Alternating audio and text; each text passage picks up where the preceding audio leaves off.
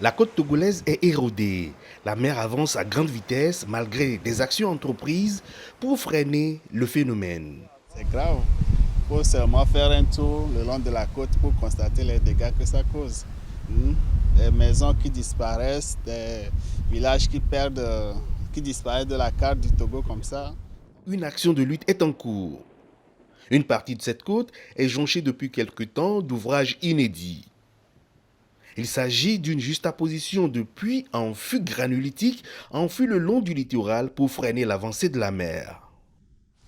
Qu'on a constitué un puits, qu'on a enfoncé jusqu'à atteindre une roche sédimentaire qui est dure, qui est pour nous une très bonne assise pour que l'ouvrage puisse résister suite à la pression de l'eau.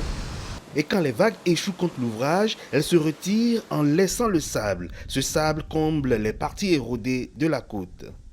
L'ingénieur géotechnicien togolais Deo Eklounaté est à l'origine de cette technique. Ensemble avec son équipe, il travaille pour l'affiner.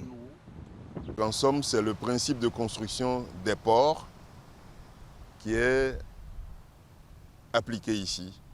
C'est un rideau qui est fait face à la mer et c'est fait pour arracher à la mer le sable qu'elle aussi, elle nous avait englouti auparavant.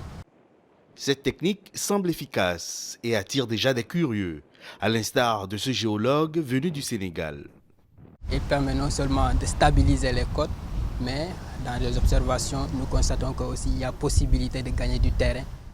Il entend dupliquer cette technique innovante de retour dans son pays, le Sénégal, et convaincre les décideurs à l'adopter. Au Togo, le gouvernement s'y intéresse sérieusement dans le cadre des actions urgentes contre l'érosion côtière. Noël Tadegnon, Lomé, Africa News.